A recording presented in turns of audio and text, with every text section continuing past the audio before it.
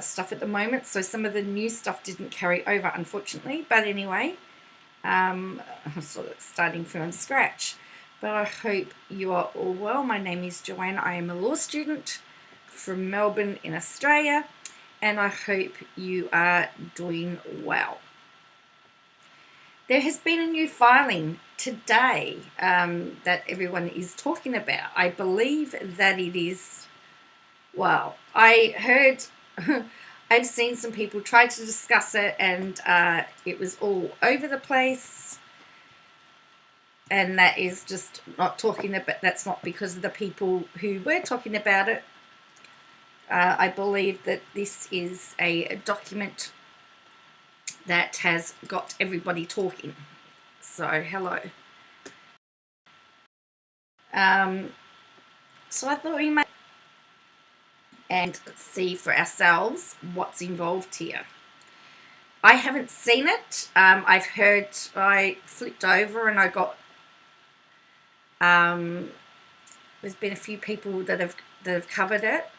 There's lots of videos out there. But I thought let's do a live reaction and a live thought and see how we break this down. So let's have a look. So let's just have a look at the, so this is the Court of Minnesota, the onlines. And so we've got here, there's all these documents here that have been kept, that we can't see. There is a, so this was all stuff that 7M had produced, and then this is all stuff. There's a responsive motion, an affidavit, a memorandum, another affidavit, and then we've got this memorandum. Now, there has been lots and lots and lots and lots of documents filed to-in and fro-in, and look at this. Look, so many documents. So many documents, and so much money is being spent on this. So you've got to understand that. So here's the upcoming hearings. There's a, oh, look at this. Oh, cancelled, signed in error. Oh, so, so there's on the 1st of the 8th at 9 AM is a motion hearing. So this said that this was cancelled, signed in error. So I don't know, that would have been an interesting one.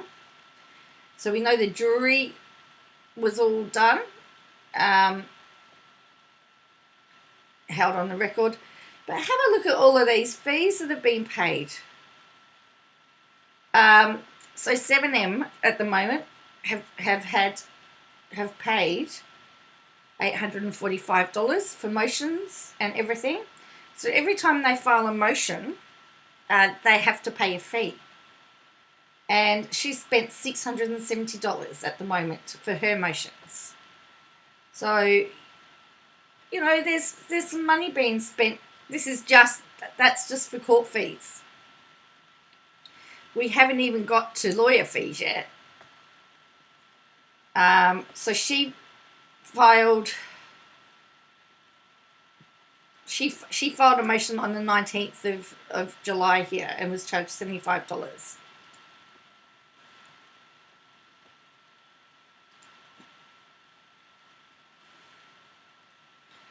So, yeah, and then they filed some stuff too, $75. So I don't know what the you know, what the costs are and everything. But anyway, this is where we are.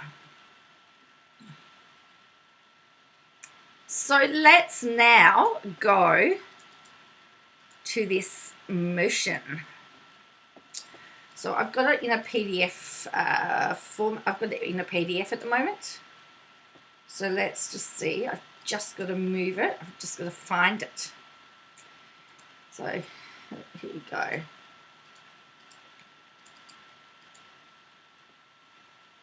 How are you all? I hope you're all doing well. I hope you're doing. I actually was on a I actually had a class that was supposed to happen last night that didn't happen.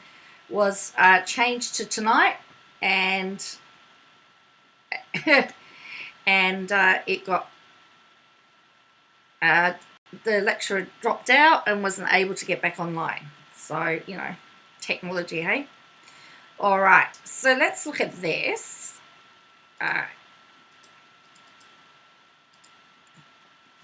So this is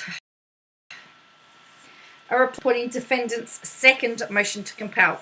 So it would seem like I'm just trying to work out in the scope of stuff. I think she had a motion to compel. They responded, and then I can't remember if that's gone. But then 7M have actually filed a motion to compel.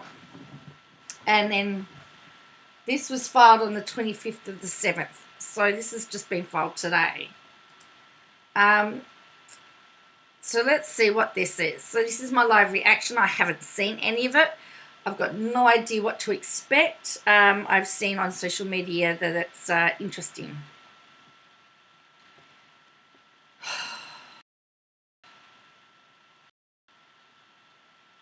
All right.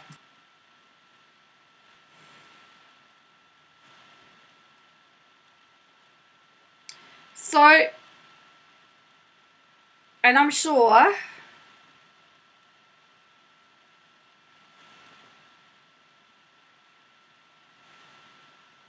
so this says plaintiff's response to defendant's second motion to compel misstates see, I don't know that I would use that phrase. I mean, this computer's got a mind of its own at the moment. It is moving on its own. All right. It is just moving. Ah! Right.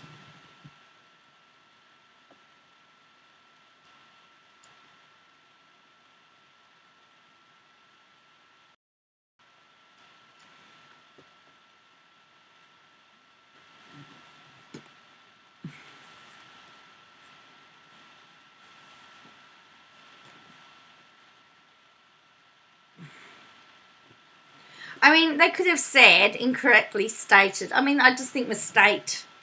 Tell me what you think. What do you think about the word misstate? I just think it's a very interesting, it's an interesting word, not use myself.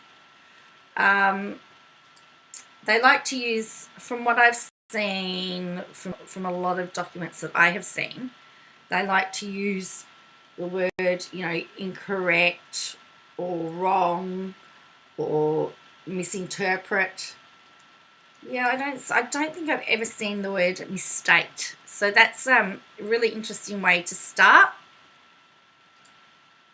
Not saying that there's anything. Oh yeah, it's just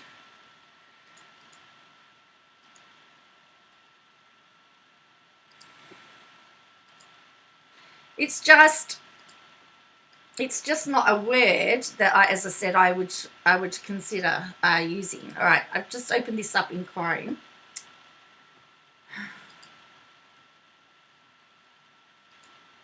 And see how we go. This will be better.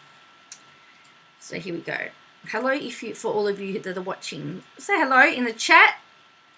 And just it's a bit hard. Sometimes you feel like you're talking to yourself. Okay, so this says,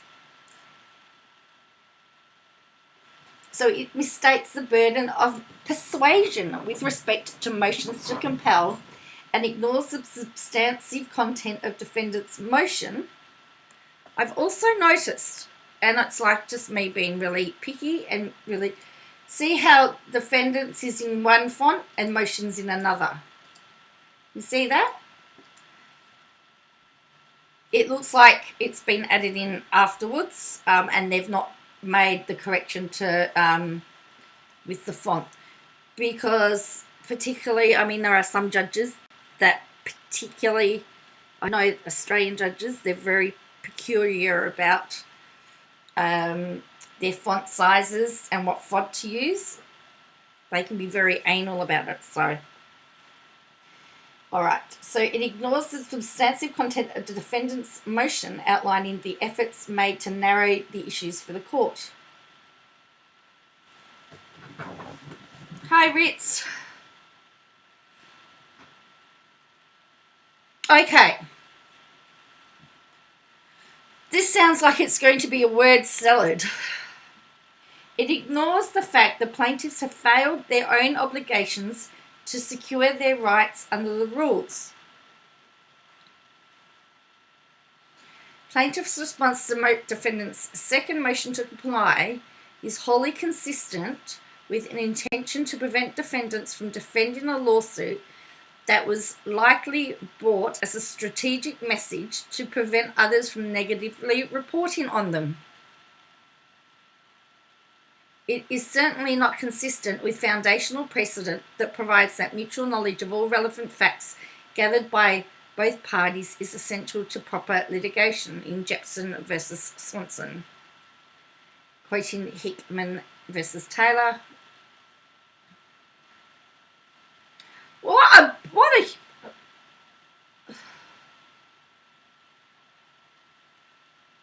a word salad that is. Moreover, plaintiffs have failed to set forth a substantive response to defendant's request, and again, we've got them in different fonts, to amend the protective order, probably because to do so, plaintiffs would need to explain to the court why it believes that any party is advantaged by a protective order that contains structural barriers to enforcement of its right thereunder. Hang on a minute. If I remember rightly, they wanted the protective order strengthened because of blabbermouth blabbering all over the internet. And they're saying now, White believes that any party is advantaged by a protective order that contains structural... The protective order stated that any party can deem a document confidential. And if the other party wanted a document not to be deemed confidential, if they couldn't decide, the court had to decide on that document. That's what the ruling stated. All right. Can somebody translate what all of that garbage was? That is a huge word salad. That is what I would write if I had to write and I was needing to fill an assignment with lots of words. You know, I got 4,000 word assignments. And I'd be writing like this if I had an assignment to write. Courts generally like you to be very clear and concise in your writings. They want it all just laid out and set out very clearly.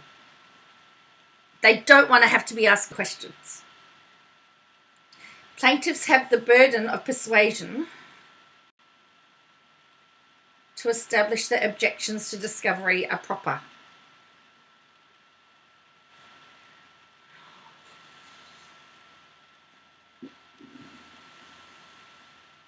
Again, we've got the different fonts. It is well settled law that a party seeking to limit discovery must establish grounds for not providing the discovery that is specific and factual. The party cannot meet its burden by making conclusionary allegations. Plaintiffs appear to understand this burden by citing Underdale and Commissioner of Public Safety. The party objecting to the production of information has the burden of establishing, hi Joanne, the sought-after information is immune from discovery. However, plaintiffs turn this well-settled burden of persuasion upside down by telling the court that it's the defendant's obligations to say why the plaintiff's objections are not valid. I'd say someone's written this and someone's gone in and changed. So again, can you see how we've got a change of font? Obligation to, objections are not valid. As I said, I've seen judges not go off their rocker over this. I mean, some are good, but some are very particular, and they'll say, I want it on this font, I want it this spacing. Usually the instructions are given.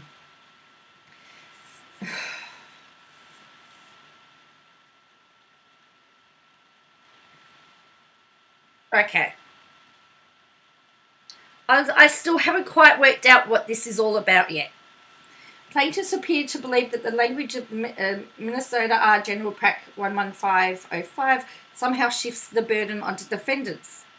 The rule provides, for motions involving discovery requests, the moving party's memorandum shall set forth only the particular discovery requests in response or objection thereto which is subject of the motion, and concise recitation of why the response or objection is improper. In a case such as this, the concise statement is not meant to shift the burden of proof. It is meant to permit the court to examine each discovery request in an organised way. Defendants state, note the plaintiff's memorandum supporting its motion to compel fails to comply with this rule in that it did not set forth defendants' responses.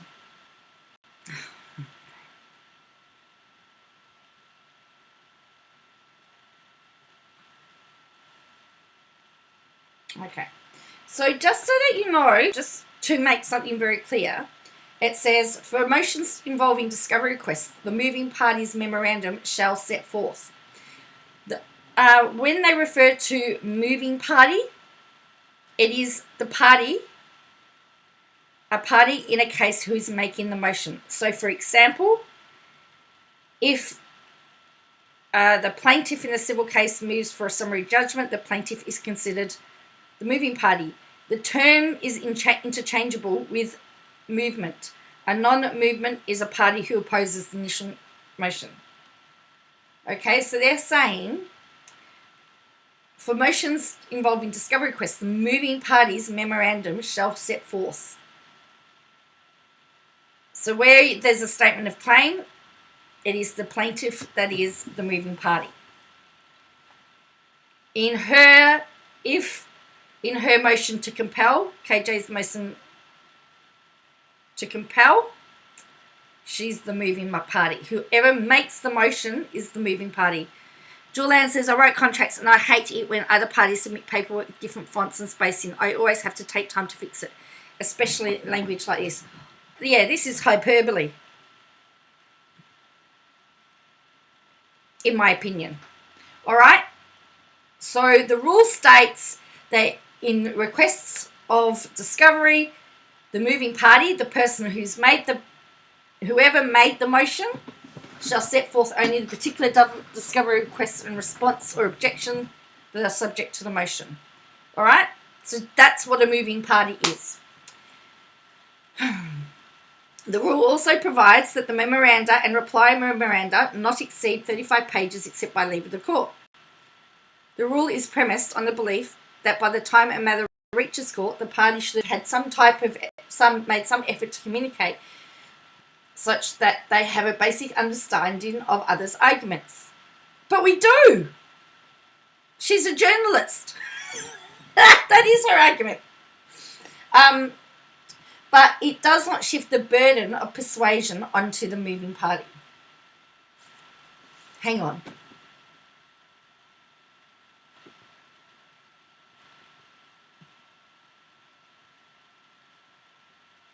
Plaintiffs have the power of persuasion to establish objections to discovery are proper. Right.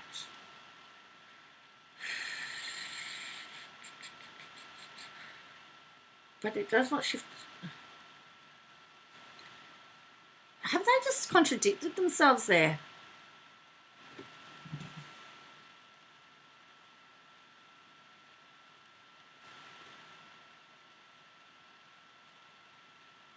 Hang on. I've got to go back up here and look. Yeah, so you got 7 influence of plaintiffs, defendants. Plaintiff's response to defendant's second motion to compel.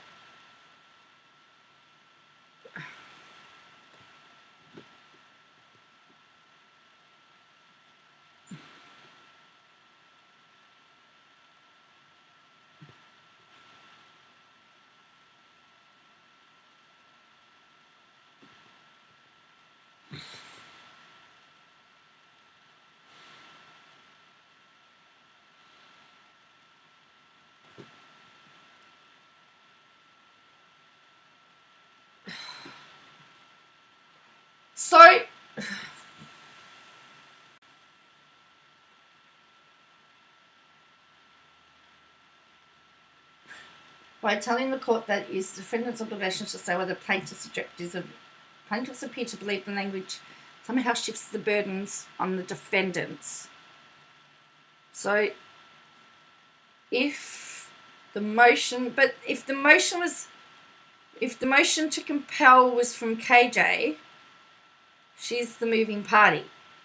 The initial claim, 7M, are the moving party. But it does not shift the burden of persuasion onto the moving party. Right. Hey, Bo. I'm just trying to make sense of this hyperbole, actually.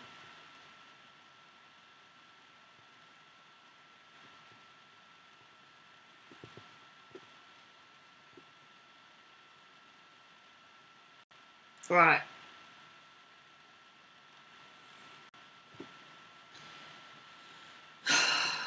But it does not shift the burden of persuasion onto plaintiff's allocation of the burden of persuasion would place the defendants in an impossible situations.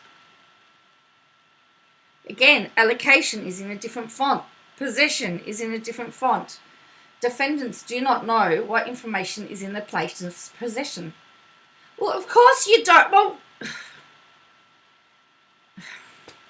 they don't know what's in your possession either. Thus, it would be impossible for defendants to formulate a response to an objection, and that the discovery sought is unduly broad or overly burdensome in proportion to the needs of the case. And plaintiffs have not helped the court by not providing any factual basis for its objections. They did. I mean, they had said that before, that the defendant was a blabbermouth and would put everything all over social media. But anyway, in presenting defendant's defense to motion to compel, again, different font, counsel described the efforts she made to locate the statements that plaintiffs claimed to be defamatory. Counsel explained that some statements that plaintiffs alleged to be defamatory were never made. Others may be contained in social media posts referenced in the complaint with links that are no longer valid. Counsel further explained that it is difficult to identify sources and a factual basis for statements without a specific citation. This is exactly the sort of detail that would support a court's order limiting discovery. Plaintiffs have provided no explanation or why their objections are valid, though. Well, because you deleted it. And again, limiting discovery. Did someone really put their name to this document? Joanne says, the purpose of discovery is to find out what is in your possession. Surely, Katie has the original posts. That's all right. Everybody else does. Moreover, even though it is the plaintiff's burden to establish, again, burden is in a different font, that it is appropriate to limit discovery, defendants undertook a detailed analysis of discovery sought and the objections asserted by plaintiffs as to each an interrogatory request to produce documents, which form the basis of defendants' motion to compel. Again, different font. For example, defendants explained that plaintiffs' response to interrogatory 9, seeking information about guilty criminal offences, was inadequate. So this is what they wrote. Defendants are baffled by this response. It would appear that one or more of the plaintiffs have been convicted or pled guilty to a criminal offence. Otherwise, the appropriate response to the interrogatory would have been easy. Apparently, plaintiffs expect the defendants to engage in a 50-state search of court records to locate information that the plaintiffs have in their possession. That is an absurd interpretation of the rules of civil procedure. This information is not sought to embarrass the plaintiffs, but rather to determine whether there is a criminal conviction that could be used to impair their credibility as a witness. The defendants explained it to interrogatory 9. Defendants explained. So they want us to know, hang on, but what has a guilty plea to a criminal offence got to do with... Is that relevant? Oh. Defendant's motion, memorandum supplementary to motion to compel at 10. This analysis fully addresses plaintiff's objections, again different fonts, that the information is publicly available, not relevant, and sought to harass and embarrass parties. Plaintiffs also ignore the fact that by ignoring their obligation to time the objection to discover. Exactly, Joanne. You cannot use this to find out information that you don't already know. It looks like she's on a dirt finding mission, to be honest with you.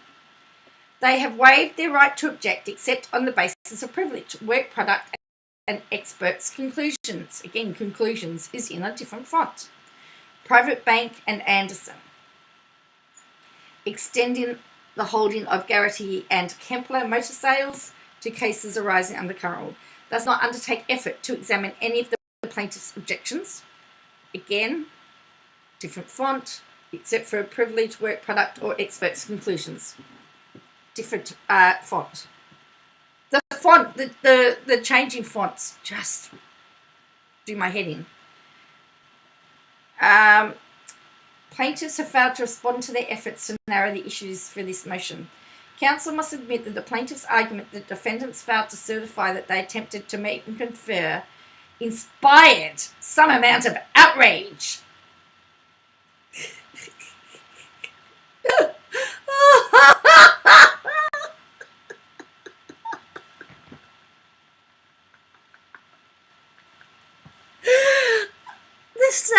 This sounds like my research paper when I've got to fulfill 4,000 words.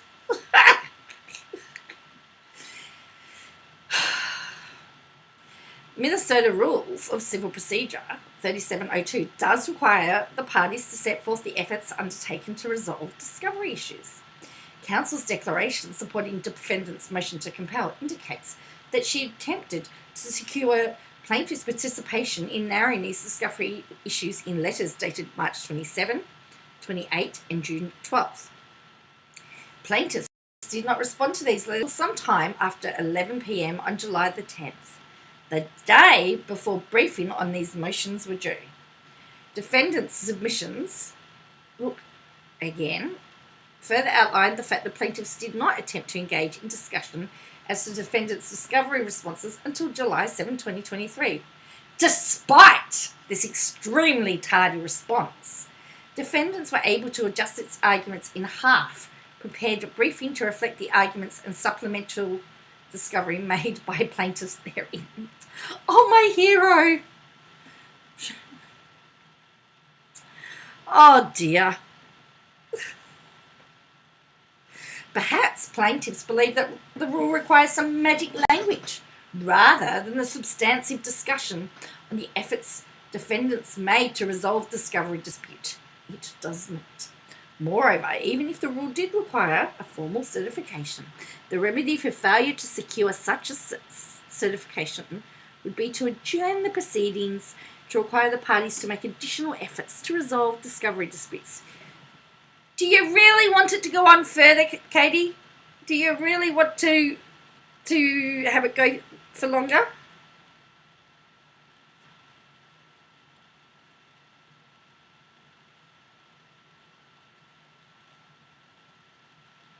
Didn't they already show her that she had not responded to the submitted sublease? Yes, I thought so. Yes, I do believe that too.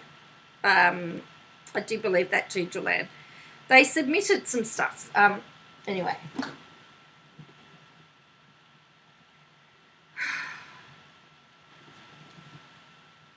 Defendants submit that it would be inappropriate in this case. Plaintiffs have failed to be persuaded by the arguments made in connection with these filings and have made no effort to clarify the basis for their objections or to offer additional discovery. They don't have to offer official discovery. The terms of the protective order amendment. Plaintiff's only response to defendants' request to amend the protective order is that defendants have not cited any authority permitting such amendment. Paragraph 9 of the order provides that any party may apply to the court for a modification of the protective order. Order at 3/7/2023. Well, they've done exactly what they've stated they would do. Clearly, defendants are entitled to seek amendment of protective order, and the protective order should be amended based on the fact that plaintiffs have designated every shred of paper as confidential and at the time and effort to object to each designation under the terms of the existing order are not consistent with the just, speedy, and inexpensive determination of every action. Didn't you just say that you wanted that? Yes. So again, they've neglected to state the order which stated that a party can make it confidential, and they had to try and work it out themselves. For the reasons stated therein, the court should issue an order compelling plaintiffs to answer discovery and amending the protective order to permit a challenge to a confidentiality designation to be made and presented to court. There isn't. The order said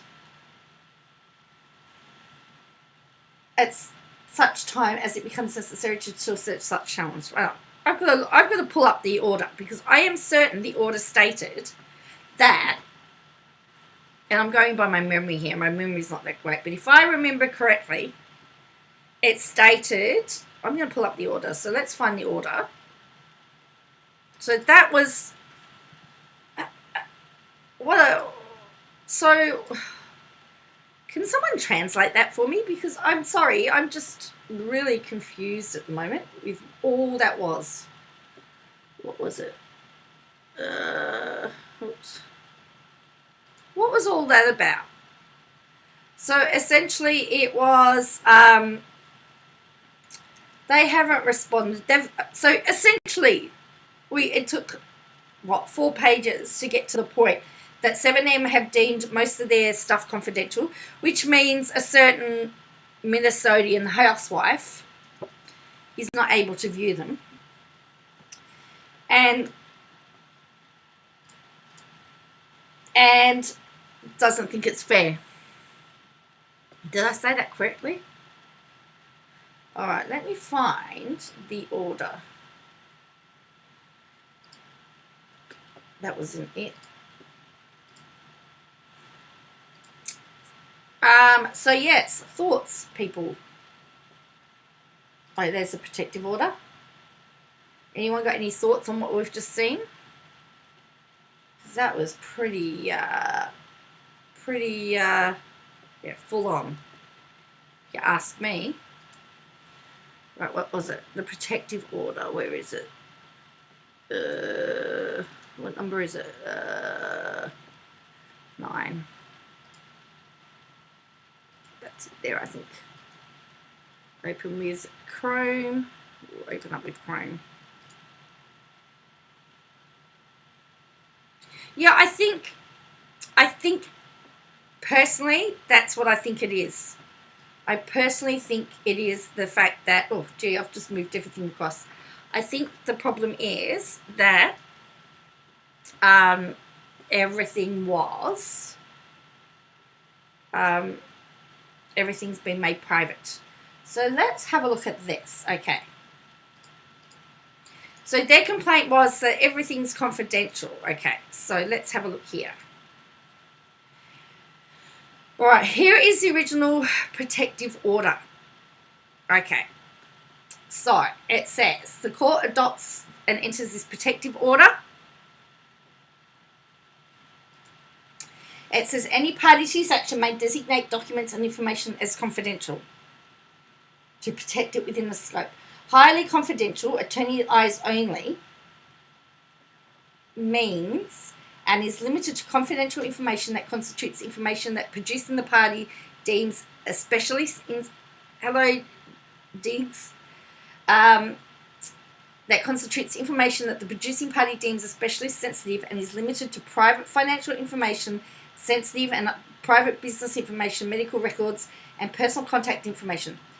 Access to highly confidential, attorney's eyes only material shall be limited to counsel of record only and cannot be distributed to clients, the parties, or other individuals. Okay? This is what the court has said. All confidential and highly confidential information shall be used solely for the purpose of this action, and no person receiving such information shall directly or indirectly use, transfer, disclose, communicate in any way the information to any persons other than those specified in paragraph 4. Any other use is prohibited. So if she was, for example, to get the information and broadcast it, she would be in breach of a court order. So the access to confidential, here we go. Here's the thing. So confidential information shall be limited to the court and its staff, attorneys for the party, their law firms, their outside vendors who agree to be bound by the terms of this protective order, persons shown on the face of the document to have authored or received it, court reporters retained to transcribe testimony, the parties. So they've deemed it highly confidential because it was confidential, she could see it.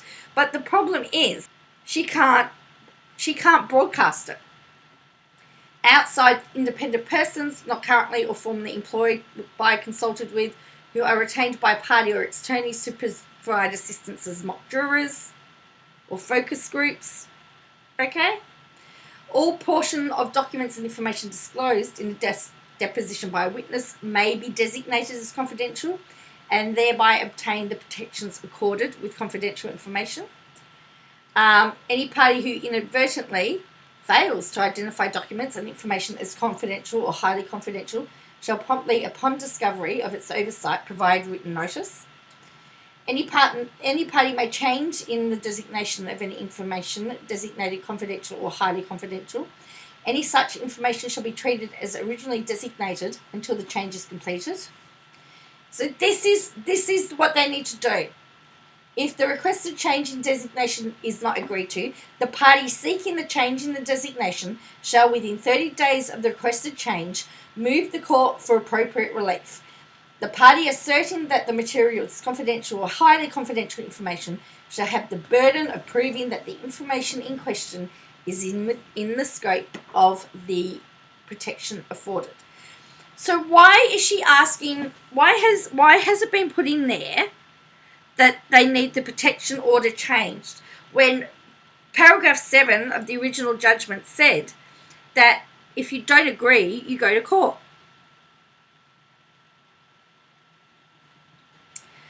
Within 60 days of termination of this action, they will destroy everything. Any party may apply to the court for a modification of the protection order, and nothing in this protective order shall be construed to prevent a party from seeking further provisions. So, obviously, 7M want a little bit further. No action taken in accordance with the protection order shall be construed as a waiver or any claim or defence in the action or any position as to discoverable or admissible of evidence. Alright? So, what on earth is she talking about?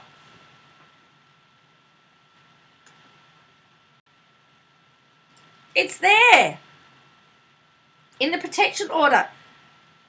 She has 30 days from the time that she asked for the designation to be changed. If 7M says, no, we want this to be confidential, then they apply to the court to get it changed, or for the judge to decide whether it's confidential or it should be not confidential.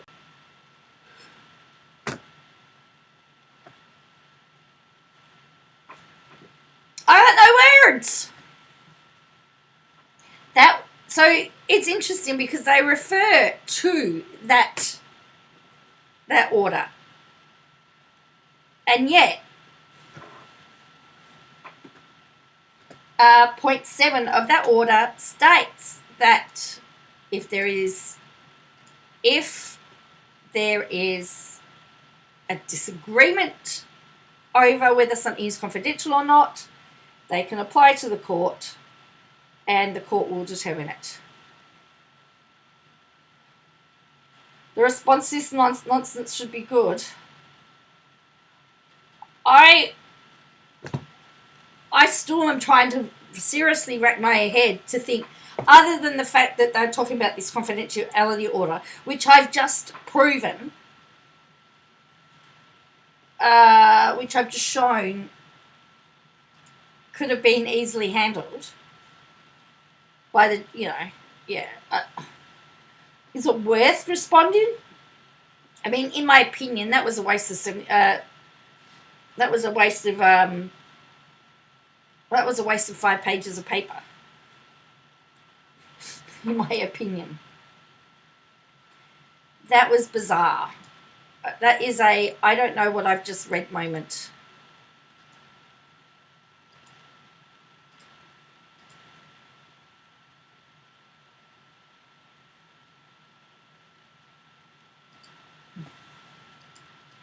So, yeah, if someone can explain it to me, it was a waste of money and paper. Oh. So, look, I'll just go back. I want to just show you this bit here. All right. So let's go back to this bit again. I need to just put this in. So this is back to the response to the whatever it was. This is just a document that she filed just before, okay? Terms of the protective order amendment, okay? So bearing in mind what we just read in the order itself, plaintiff's only response to defendant's request to amend the protective order is that defendants have not cited any authority permitting such an amendment.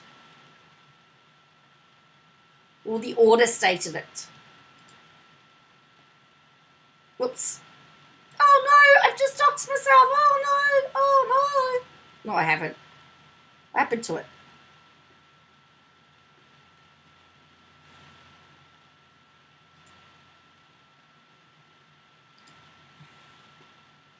It says that part 7, any party may request a change. If there is a disagreement, that's for the document, but it says, do you have to supply a case if it's in an order?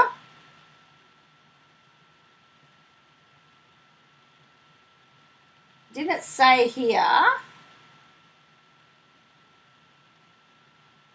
Yeah, they can request any change.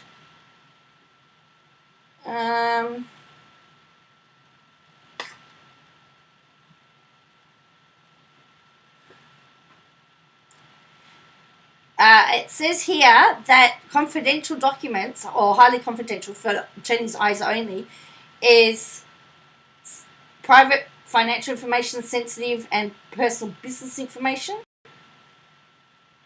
And it says any party to this action may designate documents and information as confidential. So what's she talking about?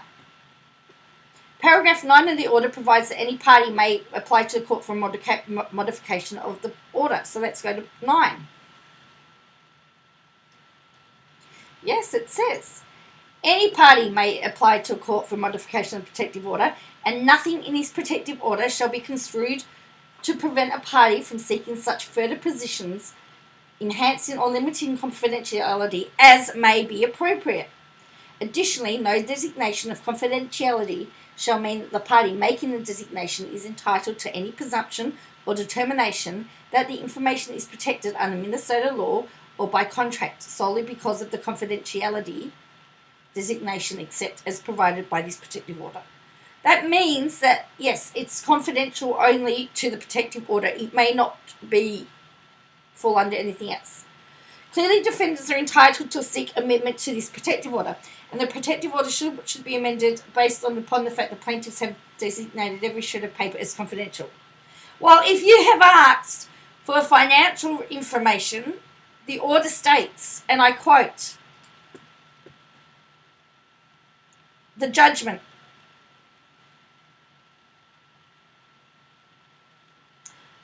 Highly confidential, attorney eyes only, is limited to confidential information that constitutes information that producing party deems essentially sensitive and is limited to private financial information, sensitive and private business information, medical records, and personal contact information.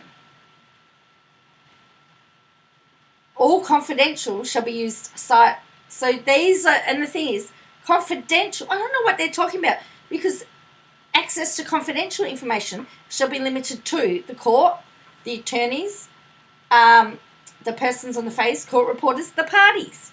She gets confidential information, but if it's financial information that she's requesting, a judge has already ruled that it's for attorney's eyes only.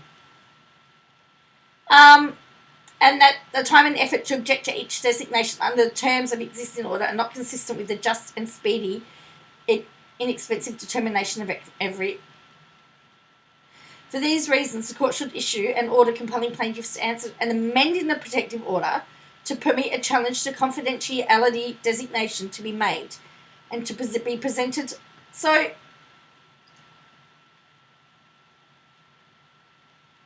you can. Any party may request a change of the designation of any information. Any such information shall be treated as the original until the change is completed. If the requested change in designation is not agreed to, the party seeking the change in designation shall, within 30 days of requested change, move the court for appropriate relief.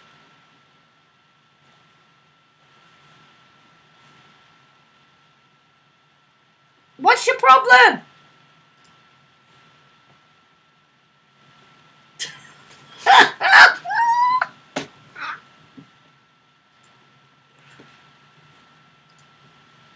Oh, dear me. Oh.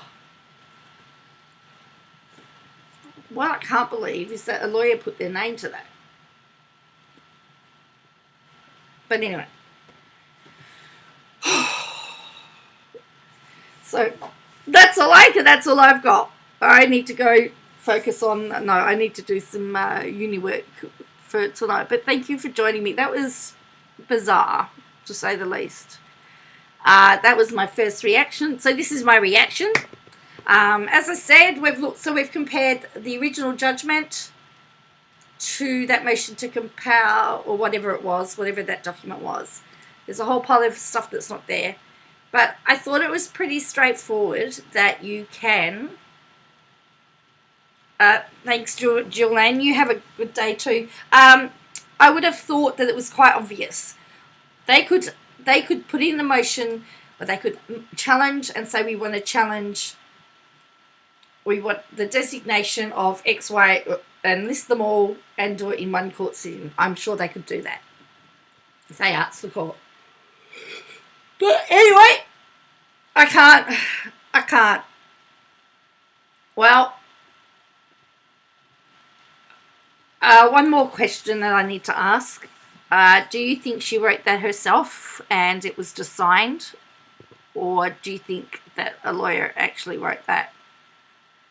For those of you on the replay crew, I'm very interested to hear what you think. But I don't know. It was a big load of waffle. Maybe it was written by a law student who was trying to use up 4,000 words. I don't know. I don't know.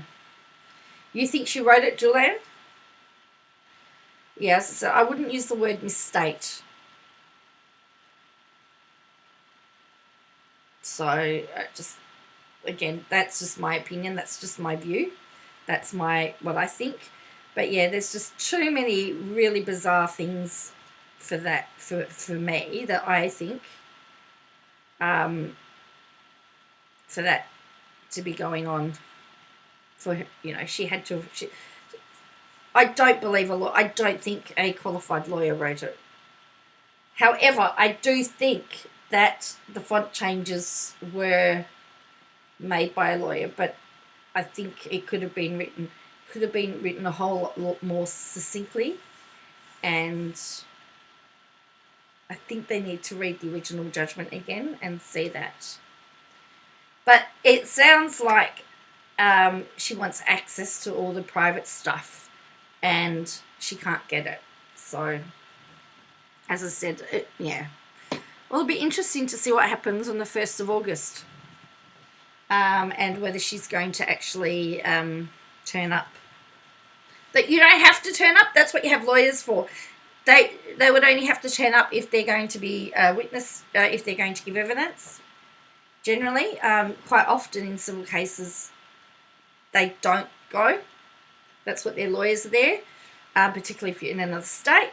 But some, of course, do go so that they can advise immediately. I mean, when John Barilaro was suing Google didn't have anybody here like as such as Google. They had their lawyers, and their lawyers were very well instructed as to what to do, and they had somebody on the phone from Google. So, you know, they don't actually have to attend, but some do like to be there. So it'll be very interesting to see what happens. But anyway, I hope you have a good day, a good night, whatever it is, wherever you are. It is, what time is it? 8:54 Wednesday night. So I've got a little bit more study to do before I go to bed. I've run the last 3 days. I've been trying to get a little bit fitter, and I'm finding it really helpful for my mental health. So now I'm not running again because I've been working Monday, Tuesday, Wednesday. I've been finding it's been really good to come home from work, get changed, go for a run, come home, shower, and then get on with the rest of my day. And I've been finding that to be really helpful. So we'll see what tomorrow brings, because I'm home tomorrow. And it's a study / cleaning / catch up day. But anyway, thank you for joining me, and I hope to see you again next time. Bye for now.